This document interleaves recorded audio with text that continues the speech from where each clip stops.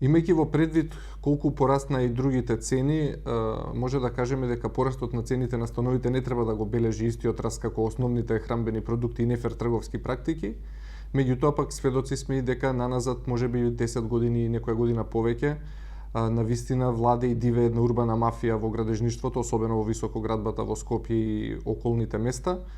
и далеку од оправдана е цената да биде над 1000 евра метар квадратен, а камоли 2-2500 како што гледаме по огласите во последно време.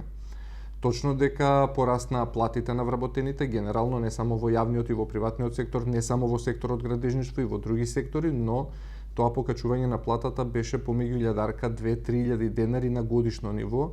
и да бидам искрен, за не повеќе од 100 евра пораснале платите на вработените во градежништво. Во високоградба денес платата просечна по статистика е 40.000 денари, но тоа повторно не е таков пораст за да биде оправдана цената на метар квадратен од над 2000 евра квадрат. Знаеме дека различната цена на комунални услуги, различната цена на плацови, различните населби во Скопје и во околината даваат различна цена по метар квадратен, но во ниеден случај не сме, дури во најелитната населба во Скопје, да изнесува метар квадратен повеќе од 1000 евра, имајќи во предвид дека наназад и повеќе од 10 години не се толку покачени репроматеријалите, ниту челикот, ниту цементот, ниту арматурата, ниту пак ќе се вратам работната рака во било која од овие дејности на работниците кои што работат во високоградбата. Единствено нејасно е кој ги купува становите и како се продаваат, но може да се забележи дека најголемиот дел од становите се распродадени уште во градба, како некоја услуга која се прави према граѓаните со поевтина цена по метар квадратен, но тоа повторно никогаш не е забележано во центар и околината на центар да биде под 1500 евра за метар квадратен. Ако ја свртиме камерата и видиме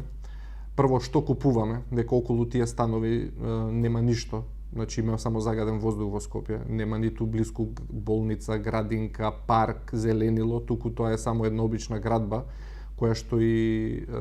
статистички верувам дека се проверени и се добри изградбите на новите згради, меѓутоа што со интериерот, што со другите материјали кои што се вградуваат внатре, навистина не заслужува тоа да еден граѓанин го плати по таа цена. Особено не во последно време, каде што гледаме во едно Тафталиџе, Козле, Карпуш како поелитни населби во Скопјево, да изнесува веќе преку 2500 евра метар квадрат.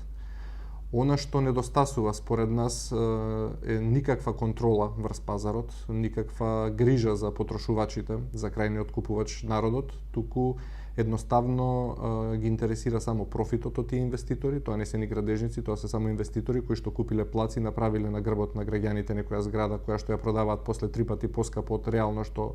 чини, но тука треба да се уклучи реално државниот апарат, да ги контролира многу повеќе овие работи, да ги види завршните сметки на овие инвеститори, да види со колкава маржа заработуваат и како се качува вештачки инфлацијата во државата, а не од она што велиме инфлацијата спирално се качува поради зголемување на минималната плата од 1000 денари. Луѓето на крајот на годината со зголемување од 1000 или 2000 денари на плата може да го зголемат буџетот само да јадат еднаш повеќе во месецот месо, али далеку од тоа дека може да купат еден квадрат повеќе во Скопје.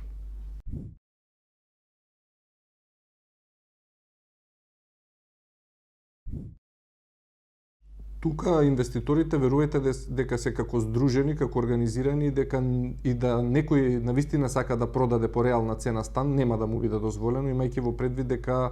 од околу цените ги диктираат најголемите инвеститори во градежништвото, да не ги именуваме тие компании, меѓутоа државата сигурно убаво си ги знае тие имиња на тие компании инвеститори и конечно треба да стави крај на едно вакво дивење со цените, на едно вакво нереално покачување, каде што луѓето се во банкарско задолжништво до крајот на животот, за да купите вие 50 квадрати стан веќе 150.000 евра малтене, и тоа треба да го исплаќате на 35 години со нефер и камати од страна на банките и да се задолжите за навек да обезбедите едно едва и домче за вашето семејство, а од друга страна гледаме кои се профитите, со какви имоти и средства располагаат тие инвеститори и како се директно поврзани со челниците во државата.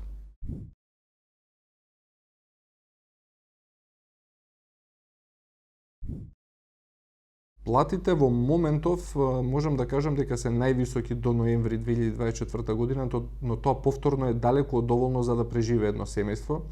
Ако тука се влезени техничари, инженери и општи работници во градежништвото и просекот е 38 до 40.000 денари,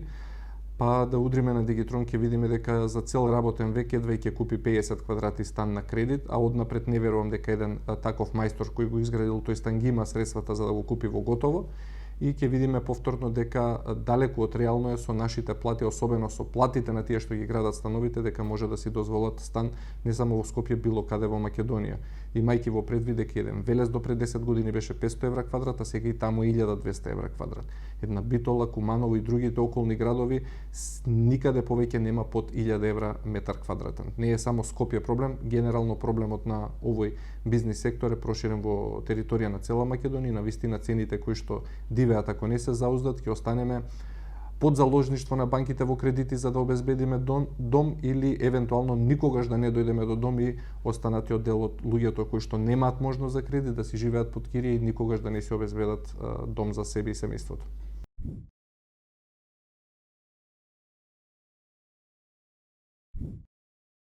Градежното земјиште и комуналиите, да бидем искрени, се пониски во останатите делови од трошоците кои што ги имаат инвеститорите во Скопје, но кнауфот е иста цена, цементот е иста цена, арматурата е иста цена, бетонот е иста цена, сето она што се користи како репроматеријал, да, тие се компаниите, дали вие ќе купите керамиди од Винерберг или од друго место, тие се керамидите и цените,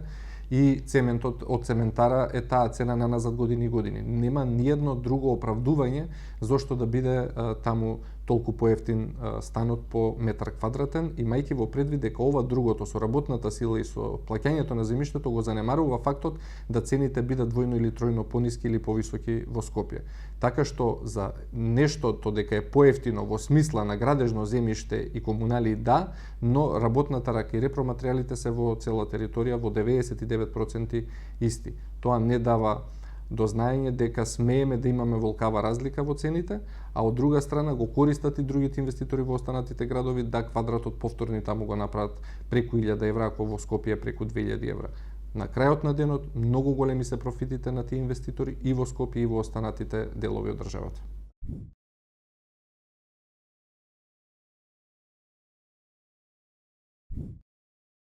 Не повеќе од 900 евра, имајќи во предвид колку што беа цените пред 5 години. Ние навистина не знаеме како ги испумпа овие цени и како кажуваат дека во пазарна економија ако има побарувачка цените ќе растат. Тоа да, меѓутоа ако имаат они оправдани причини зашто ако увеле поскап материјал или нешто многу повеќе се поскапило, па да биде реална причина ги поскапа становите. Ама само за личен ќар и профит и корист на грбот на граѓаните не смее тоа државата како апарат да си го дозволи преку своите инспектори, преку сите оние механизми што треба да ги стопираат и зауздат цените.